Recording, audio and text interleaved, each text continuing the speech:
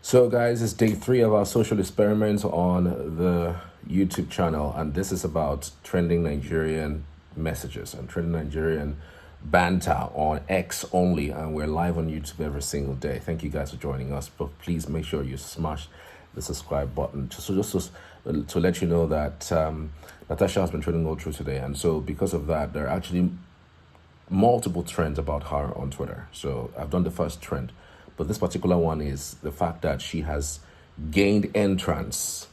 The moment she gained entrance and the moment she packed the entire Abuja with her into the National Assembly. So it was a moment of joy for her because, again, remember the people she was fighting with. It does look like there wasn't going to be any headway to that, but it's now beginning to be clear that they are going to allow her do her thing. So let's just tell you what the story is. Senator Natasha Akpoti enters unsealed office after 6 months suspension. At least you have an opportunity to peep into what her office looks like. At the very least. On September 23rd, 2025, officials at the Nigeria's National Assembly unsealed Senator Natasha Akpoti office in Abuja, allowing the Kogi Central Senator entry following her 6-month suspension that began in March 2025. The suspension stemmed from her December 2023 accusation of sexual harassment against Senate President Akpabio, which the Senate Ethics Committee dismissed on procedural grounds, leading to a vote of 68-9 for her removal without pay. A federal high court ruled the suspension unconstitutional in July without pay, 2025, and despite ongoing legal cases, including the 500 million naira defamation suit, the unsealing occurred amid cheers from thousands of supporters, though full resumption awaits the Senate's return from recess on October 7th. You know, there's so many things that are actually going through my mind that I don't want to burst into it without actually taking reactions. But let me just drop one.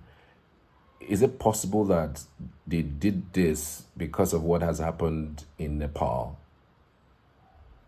You remember that when Nepal situation happened, the Nepal revolution that had the government practically run down. I've never seen that kind of revolution. It was quick, it was swift, and people who were in charge ran away for their lives. You know, that how terrible people can be when it comes to people getting angry over what leaders do. And I just hope somewhere, somehow, the Nigerian leader, wherever they are, whether they are local government chairmen, senators, House of Rep members, Nigerian president, whatever they are, whatever leader that you occupy, I hope they are learning and they're seeing the things that are happening in Nepal. Who says it can't happen in Nigeria? Who says it can't? And it just takes one trigger, just one, and everything goes into flames. That is not what anyone prays for. But when you have leaders who have consistently undermined the people, call them bluff, and poke on their noses and impoverish them and tell them to go to hell, like what we see with what you know, I don't want to mention names, okay, but this is not what this is about. But at some point, it's gonna get really, really feisty, to the point that somehow names would have to be mentioned. All right, so let's just take some reactions from netizens on X. All right, Niche Dad says it's even good that she mentioned Akpabio again in her speech, but unfortunately she didn't talk about the sexual harassment and the availability of her evidence. Or is it that difficult to provide evidence in support of an allegation? Well, good point. But then, if she provides the evidence to the public, what would the public do with the evidence, though? I mean, if the case is in court, she's got to provide the evidence in court. I know she has gone to several media organizations, even internationally, and they have asked her for evidence. But again, like it or leave it, yes, you are media, but she reserved the right not to present the evidence in public. She can present that evidence somewhere. where it is relevant to the case. I mean, present it to the public. I mean, you are already undermining your case. So she's got that covered. I guess she got that covered. Constance Meju says, "Welcome back. You have shown that women can and should stand up to be counted in Nigeria. You are my queen of Nigerian politics, and it is instructive that you are coming back as we are finalizing demands for reserved seats. We need more fearless women to work with you in the future." Femi Lawal says, "Have you guys asked her to show you the evidence of the sexual harassment? Is this how we want to operate as people? Journalists don't ask the right questions. They have become so biased they can't help us dig into issues that affect us by asking the right questions." Olumide Adams says, "Congratulations. This is what Fubara needs to do. Just sad. A woman's got more balls than Fubara." Who the hell is talking about Fubara here? Oh my goodness. And this one says, "Somebody from River State government house needs to enroll in Natasha's class to learn what it means to have some balls." The irony. A true fighter. Congratulations and thanks for holding your ground. This is the kind of pushback that Nigerians need to give against corrupt order. St. Evie says, "This is the type of leader we need in the country, someone with courage and confidence, who is not corrupt and always ready to stand for what is right and uphold the Constitution at all times." Natasha, don't trust Akpabio that much. Do a thorough cleansing of that office. Man is a very dangerous being. God damn it. The previous one I did, somebody insinuated that oh, they're opening your office doesn't mean that it's anything to go by. Don't believe them for anything. Are you kidding me right now?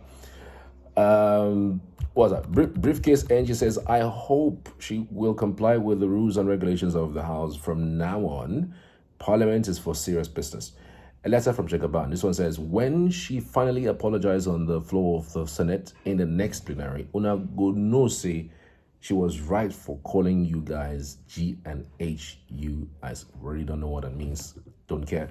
Congratulations, dear Amazon. Next time, when anyone in that chamber wants to sexually harass you, tell them to hold on so that you can capture the harassment on video so that you will have evidence to give APC people Indiara evidence." Abuja Gossip says, "Can we now have the evidence of the sexual harassment? Why aren't people or even journalists asking the right questions? She has resumed fine and good, but the allegations never dies. These are topic your so-called constitution are meant to be asking, not making rubbish noise up and down." Wow. This one says, Dr. Chuk E says, "Dignity, fortitude, resilience, doggedness, fearless, courage, Natasha and Nigerians of goodwill." You see, let me not say what is in my mind yet. Congratulations, Senator Natasha. Please don't say it's going to cause any more trouble. Epo says, "I am indirectly proud of this woman. She embodies the strength and resilience we expected from Fubara, who cowed away. We must learn to consistently stand up against dictatorial tenets and boldly challenge the status quo."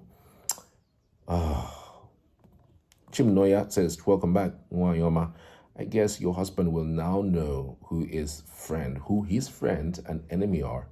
This is also a lesson to those that misunderstood the word friend."